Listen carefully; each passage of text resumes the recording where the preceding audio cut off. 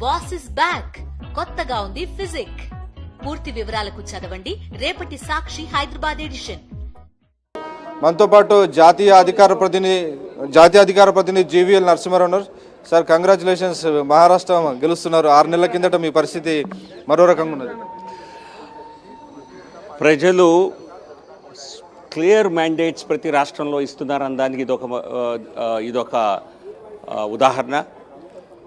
మంచి గవర్నెన్స్ ఇస్తే ప్రజలు ఆశీర్వదిస్తారన్నది మహారాష్ట్రలో మరొకసారి రుజువైంది. మహారాష్ట్రలో లోక్సభ ఎన్నికల్లో సత్ఫలితాలు రాకపోవటానికి కారణం భారతీయ జనతా పార్టీపై జరిగినటువంటి దుష్ప్రచారం. ఆ ఎన్నికల్లో రాజ్యాంగాన్ని మార్చేస్తారని చెప్పి కొన్ని వర్గాలని భయపెట్టి ఆ రోజు బీజేపీకి దూరం చేయటం జరిగింది. ఈ ఎన్నికల్లో ప్రజలు మరొకసారి మోదీ గారి నాయకత్వంలో భారతీయ జనతా పార్టీకి పట్టం కట్టారు మహారాష్ట్రలో.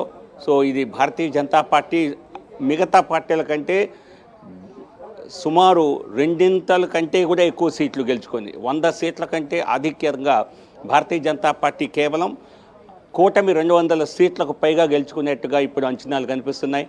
సో మహారాష్ట్ర ప్రజలు భారతీయ జనతా పార్టీని పెద్ద ఎత్తున ఆశీర్వదించారనడానికి ఇది ఒక కారణం.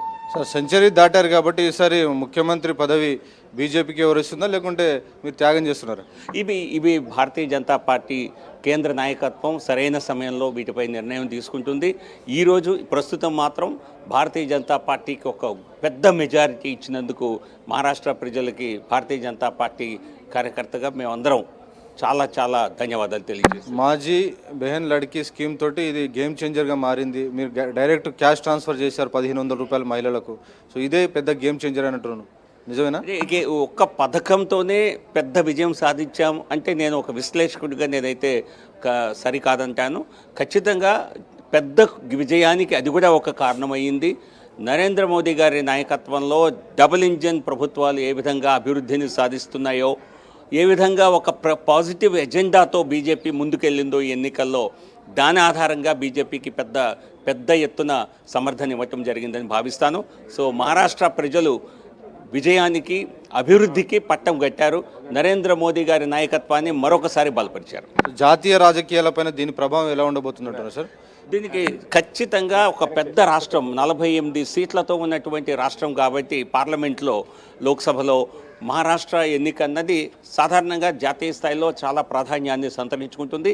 ఇందులో ఘన విజయం సాధించడం, ఇంత పెద్ద విజయం గతంలో ఈ మధ్య కాలంలో కొన్ని దశాబ్దాలుగా ఏ పార్టీకి కూటమికి సాధ్యం కాలేదు. సో కాబట్టి ఇదొక చారిత్రాత్మక విజయం. ఎమ్మెల్యే ఎన్నికలకు వెళ్తారా దీని రిజల్ట్ తోటి? అది చర్చించవలసిన అవసరం కాదు. సరైన సమయంలో దానిపై చర్చ ఉంటుంది.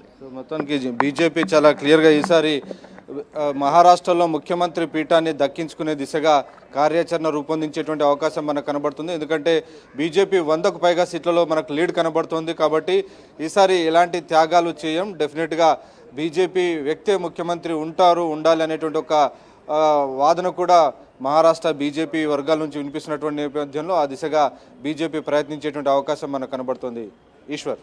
Right, thank you Venkatesh. మరిన్ని అప్డేట్స్ కోసం మళ్ళీ మిమ్మల్ని కాంటాక్ట్ చేస్తాను.